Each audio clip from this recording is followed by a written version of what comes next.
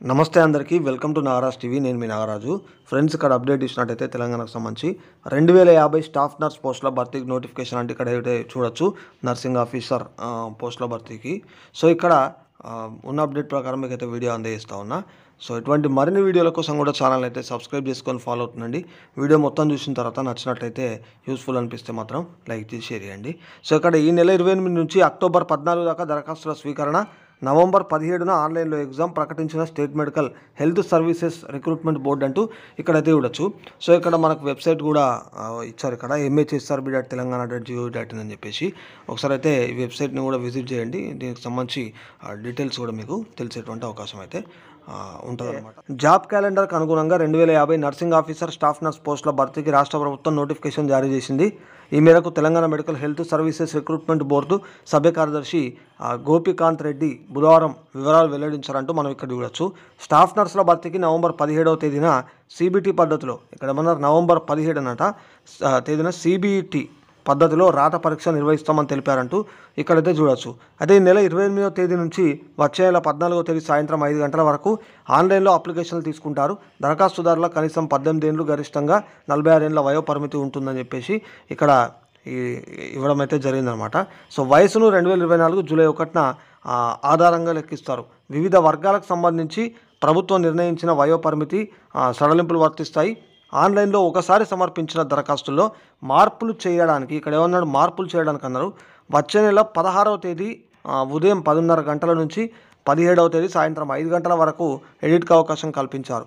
హైదరాబాద్, నల్గొండ, కోదాడ, ఖమ్మం, కొత్తగూడెం, సత్తుపల్లి, కరీంనగర్, మహబూబ్నగర్, సంగారెడ్డి, ఆదిలాబాద్, నిజామాబాద్, వరంగల్, నర్సంపేటలో పరీక్ష కేంద్రాలు ఉంటాయని చెప్పేసి ఈ పరీక్ష కేంద్రాలకు సంబంధించి కూడా ఇక్కడ చూడొచ్చు. అభ్యర్థులు ఉంటాయి. అభ్యర్థులు తమ ప్రాధాన్యం ప్రకారం సెంటర్లను ఎంపిక చేసుకోవాలని సూచించారంటూ కూడా ఇక్కడైతే మనకి ఇవ్వడం జరిగింది. సో అట్లా ఇక్కడ ఏంటంటే కాంట్రాక్ట్ అవుట్సోర్సింగ్ ఉద్యోగులకు 20 పాయింట్లు ఇచ్చారు. అంటే పరీక్షలో మార్కులకు గరిష్టంగా 80 పాయింట్లు ఉంటాయి. ఇప్పటికే వైద్యారోగ్య శాఖలో ఇక్కడ ఏంటంటే కాంట్రాక్ట్ అవుట్సోర్సింగ్ ఉద్యోగిగా చేస్తున్న వారికి గరిష్టంగా 20 పాయింట్లు అన్నాడు. పరీక్ష సంబంధించి 80 పాయింట్లు అన్నాడు, ఇక్కడ వీటికి 20 పాయింట్లు అన్నాడు. వారికి అదనంగా ఇస్తారు. గిరిజన ప్రాంతాల్లో సేవలు అందించిన వారికి ప్రతి 6 నెలలకు 2.5 పాయింట్ల చొప్పున, గిరిజనేతర ప్రాంతాల్లో అయితే 2 పాయింట్లు అన్నారు చొప్పున కేటాయిస్తారు. కాంట్రాక్ట్ అవుట్సోర్సింగ్ అనుభవం ఉన్నవారు ధృవీకరణ పత్రాన్ని పొందిన తర్వాత ఆ వివరాలతో దరఖాస్తు చేసుకోవాలి.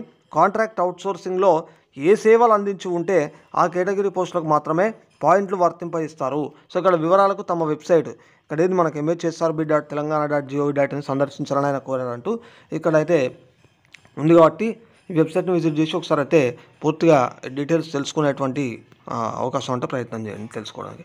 ఇక్కడ BSc నర్సింగ్ లేదా GNM వాళ్ళు అర్హులంటూ కూడా మనం ఇక్కడైతే చూడొచ్చు. అభ్యర్థులు నోటిఫికేషన్ తేదీ నాటికి BSc నర్సింగ్ లేదా GNM పూర్తి చేసి ఉండాలి. ఇక దరఖాస్తు తేదీ నాటికి తెలంగాణ స్టేట్ నర్సింగ్ కౌన్సిల్లో నమోదు చేసుకోవాలి. ఎవరైనా అభ్యర్థి అర్హతలకు సమానమైన ఇతర అర్హతలను కలిగి ఉంటే ఆ విషయాన్ని బోర్డు ఏర్పాటు చేసిన నిపుణుల కమిటీకి రిఫర్ చేస్తారు. ఆ కమిటీ నివేదిక ఆధారంగా బోర్డు నిర్ణయం తీసుకుంటుంది. అభ్యర్థులు ఆన్లైన్ దరఖాస్తులో వివరాలు నమోదు చేయడంతో పాటు అవసరమైన పత్రాలు, సాఫ్ట్ కాపీ PDFలను అప్లోడ్ చేయాల్సి ఉంటుందంటూ ఇక్కడ ఇవ్వడం అయితే జరిగింది.